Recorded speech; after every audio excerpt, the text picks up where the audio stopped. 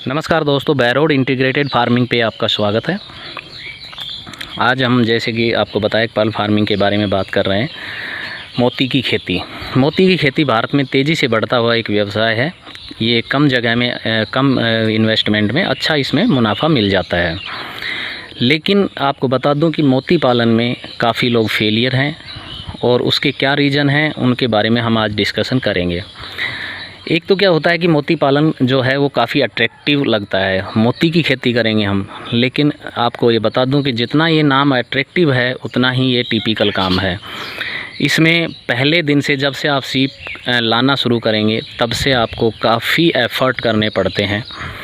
आपको सीप को लाना है, लाने में कैसे लाएंगे? आपके आसपास अगर सीप की अवेलेबिलिटी नहीं है, आप नदी वगैरह से कलेक्ट नहीं करवा सकते, तो आपको ट्रांसपोर्ट से मंगानी पड़ेगी। आपके रेलवे स्टेशन पे आएगी सीप या बस स्टॉप पे आएगी, वहाँ से आपको लाना पड़ेगा। उसके बाद आपको सीप को अच्छी तरह से सफाई वगैरह करके और फिर उसको अपनी टंकियों में रखना पड़ेगा। जैसे कि ये टंकियाँ हैं, ये देखिए, ये हम टंकियाँ अपनी सर्जरी से पहले सीप को रखने के लिए काम में लेते हैं। इन टंकियों में, ये ड्रम्स वगैरह में सर्जरी से पहले उनको 5 दिन 7 दिन अपने पानी के हिसाब से उनको ढाला जाता है। और अगर कुछ लग रही है कि वहाँ से ही कुछ डिजीज़ आई हुई है आगे से इनमें सीप में, तो फिर इनमें कुछ मेडिसिन वगैरह का ट्रीटमेंट किया जाता है। उसके बाद जब सर्जरी कर लेते हैं तो सर्जरी के बाद भी हम इसी तरह से इन छोटे स्टोरेज में सीप को रखते हैं। मेडिसिन में अपने ऑब्जर्वेशन में रखते हैं कि आपको 5-6 दिन 7 दिन के अंदर जो मोटिलिटी होनी है सर्जरी की वजह से या ट्रांसपोर्टेशन की वजह से जो होनी है वो हो लेती है इसमें मोटिलिटी। उसके बाद जब हम देख लेते हैं कि अब हमारी सीप सर्वाइव कर रही है, तो उसके बाद हम इस तरह से अपने तालाब में डिप्लॉय कर देते हैं। तालाब में डिप्लॉय करने के लिए आप रस्सी का सहारा ले सकते हैं, जैसे कि हमने रस्सियां बांध के डिप्लॉय कर रखी हैं। अगर आप देखेंगे तो दिखाई भी देगा आपको, रस्सियां बंधी हुई हैं। देखिए इधर दिखाता हूँ, ये देखो रस्सियां ऐसे बंधी हुई हैं। रस्सियों में बांध के भी आप इसको डिप्लॉय कर सकते हैं। दूसरा, आप कुछ बोतल वगैरह के सहारे या जैसे एयर बैलून टाइप की चीज़ आती है बॉल वगैरह की, उसके सहारे टोकरी में भी लटका सकते हैं। अगर फ्री में रेंज में रखेंगे इसको, एकदम खुला उसमें माहौल में टोकरी में रखेंगे तो रिज़ल्ट अच्छा मिलता है। हमारा तो अनुभव ये है। लेकिन इतनी टोकरियाँ वगैरह आप कच्चे पौंड में बड़े तालाब में नहीं रख सकते, क्योंकि मैनेज करने में दिक्कत होती है। हाँ, अगर आपके पास छोटा है तो आप इस तरह से रख सकते हैं। उसके बाद आता है कि मोती पालन में मोटिलिटी वगैरह का इशू क्या है। मोटिलिटी का आपको बता दिया जाएगा कि मोटिलिटी जो है मोती पालन में होती ही होती है सीप की। चाहे आप कितने भी साल से मोती पालन कर रहे हो, ऐसा नहीं होता है कि आपकी कोई सीप मरी नहीं है। ठीक है, तो शुरुआत में तो मैंने देखा है कि शुरुआत में तो लोग बाग 50% तक भी मोटिलिटी कर लेते हैं, और कुछ लोग तो इससे भी ज़्यादा कर लेते हैं मोटिलिटी। तो ये मोटिलिटी का इशू भी इसमें रहता है कि आपको कैसे पानी को अपने को साफ़ सुथरा रखना है, इसके हिसाब से रखना है कि सीप उसमें अच्छे से सर्वाइव कर पाए। अब उसको अपना माहौल नेचुरल मिले, और नेचुरल माहौल मिलेगा तो वो अच्छा सर्वाइव कर पाएगी। और नेचुरल माहौल तो वैसे कच्चे तालाब में ही मिल पाता है, लेकिन लोग बाग कर रहे हैं, वैसे टंकियों में भी कर रहे हैं, बकेट वगैरह में भी कर रहे हैं, लेकिन उनमें वो बहुत ज़्यादा एफ़र्ट हो जाते हैं। उस एफ़र्ट के हिसाब से अगर हमें आउटपुट नहीं मिलता है तो फिर हमें उससे निराशा होती है। तो ये मोटिलिटी के बाद फिर इसमें इशू आता है कि जैसे ज़्यादातर लोगों को ये गलतफहमी हो रखी है कि 1 साल में मोती बन जाता है। मैं आपको बता दूं, ये सब गलत चीज़ें हैं। 1 साल में मोती बन जाता है, लेकिन वो जब आप हार्वेस्ट करेंगे उस टाइम आपको दिखेगा। वो तो आप 8 महीने में निकाल लीजिए मोती को, तब भी आपको लगेगा कि मेरा मोती तो तैयार हो गया। लेकिन उस मोती की या तो ज्वेलरी बनवाते हैं, या फिर उसकी कटिंग वगैरह करवाते हैं, या फिर उसको 6 महीने 8 महीने या साल भर रख देते हैं। तो उसके बाद उसकी असलियत सामने आती है कि ये तो उखड़ गया, या तो कटिंग में टूट गया, या उस पर लस्टर ही ऐसा नहीं आया कि वो ज्वेलरी बनवाने लायक हो। तो इसलिए 1 साल का सोच के कभी भी आप मोती पालन मत करिए। ये बहुत पेशेंस का काम है। इसमें आपको मिनिमम 18 महीने और बढ़िया ही क्वालिटी बनानी है तो 2 साल या 2.25 साल 3 साल जितना दे सकें उतना देना चाहिए। अगर उसमें भी आप हाफ़ राउंड करते हैं तो मिनिमम 3 साल का टाइम देना चाहिए।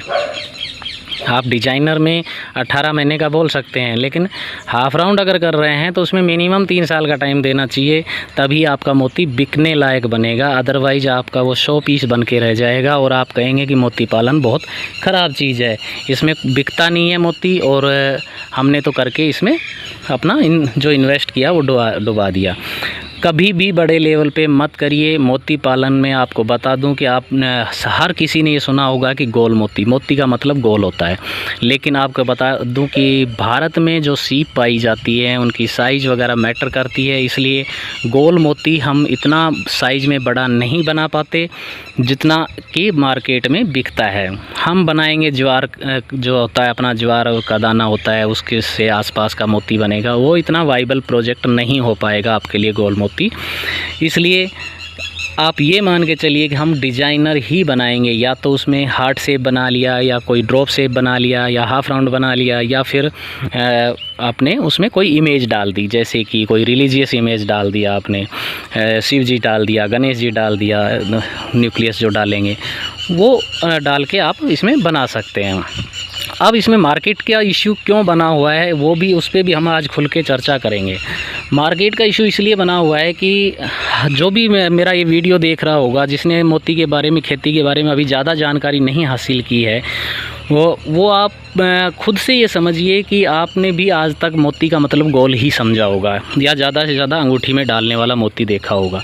लेकिन जब आपको पता ही नहीं कि गणेश जी का मोती भी मिलता है मार्केट में, तो आप डिमांड कैसे करेंगे? जब तक लोगों को पता ही नहीं था कि कोका कोला के कंपटीशन में पेप्सी आई हुई है तो लोगों ने डिमांड नहीं की, लेकिन पेप्सी ने अपना इतना मार्केटिंग कर दी कि उसके बाद अब कोल्ड ड्रिंक्स का नाम ही पेप्सी हो गया। लोग मांगते दुकान पे जाके, उनको चाहे ठंडा कोई भी लेना हो, कोल्ड ड्रिंक्स पेप्सी बोलेंगे, पेप्सी देना।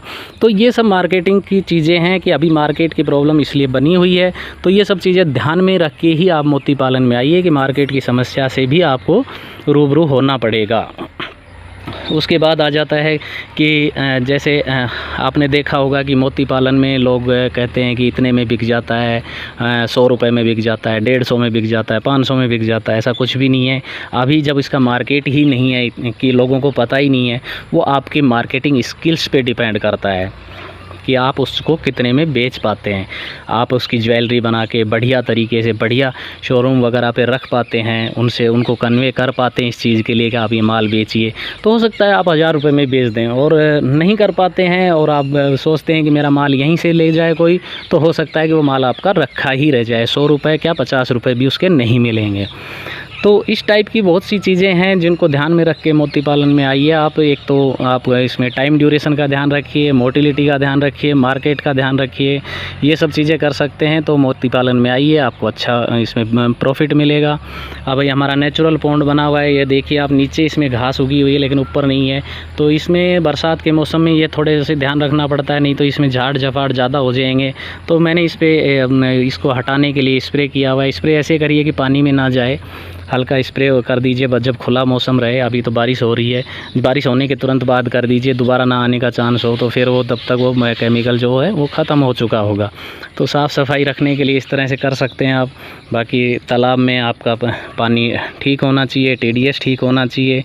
अमोनिया नेचुरल में नहीं बनता है। ज़्यादातर लोग सबसे पहले अमोनिया का नाम लेते हैं कि अमोनिया मैनेज करना होता है, क्योंकि नया आदमी जब अमोनिया का नाम सुन लेता है तो वो अमोनिया ही बोलता है। अमोनिया कब बनता है? अमोनिया या तो आप हाई डेंसिटी में कर रहे हैं, आप तालाब की कैपेसिटी जो है आपकी 5000 सीप की है और आप उसमें डाल रहे हैं 20000 सीप डाल रहे हैं, तो अमोनिया जनरेट होगा। या बनता है आपके पक्के, उनमें तारपोलिन बिछा रखी है या सीमेंटेड टंकी में कर रहे हैं तो अमोनिया क्रिएट होगा। वहाँ आपके पास ऑप्शन होता है पानी को चेंज करने का। तो इस तरह की चीज़ें होती है। साथ ही न्यूक्लियस वगैरह के बारे में काफ़ी लोग पूछते हैं। न्यूक्लियस से आप ये बताइए कि आप अंगूठी में जो पहनते हैं आप मोती, वो कितने लोग उसको फोड़ के देखते हैं कि इसके अंदर क्या है? ऐसा कुछ भी नहीं है। न्यूक्लियस जो है वो आप कोई भी न्यूक्लियस यूज़ कर सकते हैं। कुछ के कुछ बेनिफिट होते हैं, किसी के कोई बेनिफिट होते हैं, किसी के कुछ नुकसान भी होते हैं। जैसे RR पाउडर हो गया, कैल्शियम पाउडर हो गया, या फिर आजकल MOP की कटिंग का भी बन रहा है। उनके सब के अपने अपने फ़ायदे और नुकसान हैं। जैसे कि RR पाउडर है, RR पाउडर में चिपकता लेट है लेकिन शाइनिंग अच्छी आ जाती है और जल्दी आ जाती है। ऐसे ही कैल्शियम या सी पाउडर है, उसमें चिपकता जल्दी है लेकिन शाइनिंग आने में काफ़ी टाइम ले लेता है, कई महीने ज़्यादा ले जाता है वो। उसी तरह MOP है, MOP में मोटिलिटी कम होती है लेकिन उसमें क्या होता है, जैसे फिक्स डिज़ाइन है, आप कोई प्लेन शेप ले सकते हैं लेकिन कोई इमेज वगैरह नहीं मिलेंगे आपको। तो इस तरह सबका अपना यूज है कभी इसको ये मत करिए कि नहीं वो बहुत बढ़िया है, उसका तो मार्केट है, उसका नहीं है, ऐसा कुछ भी नहीं है। आप ये देखिए कि आपको क्या चीज़ चाहिए और कितने टाइम के में चाहिए और किस चीज़ को आप बेच सकते हैं। तो इसी तरह मोती पालन के बारे में अगर आपको डिटेल से कोई जानकारी चाहिए तो मैं ट्रेनिंग तो फ़िलहाल नहीं दे रहा हूँ, लेकिन हाँ आप मेरे से मिल सकते हैं, टाइम ले के और आके देख सकते हैं प्रोजेक्ट को। अगर आप मेरे से कुछ सामान वगैरह भी मैं देता हूँ, न्यूक्लियस वगैरह हो गया, सीप वगैरह हो गया, ये सब भी मैं प्रोवाइड कराता हूँ। अगर सामान वगैरह ले जाते हैं मैं आपको खुद बता दूंगा, सर्जरी आप ऐसे कर लीजिए, बहुत बड़ा इशू इसमें वो चीज़ नहीं है। सर्जरी करके आप ट्रायल करके देख सकते हैं छोटे लेवल पे 1000 सीप से 2000 सीप से, तो वो तो हम आपकी वैसे भी हेल्प कर देंगे। तो इस तरह से आप मोती पालन की स्टार्टिंग कर सकते हैं और देख सकते हैं कि कैसा व्यवसाय है। कि कोई भी व्यवसाय हो, मैं तो हमेशा ये मानता हूँ कि ये हाथ पकड़ने का होता है। कहते हैं, कहा होता है कि किसी को तो कोई व्यवसाय जो बिल्कुल डूब रहा हो वो भी मुझे डिस्कस करनी थी। और किसी को मिलते हैं अगले वीडियो में। धन्यवाद दोस्तों।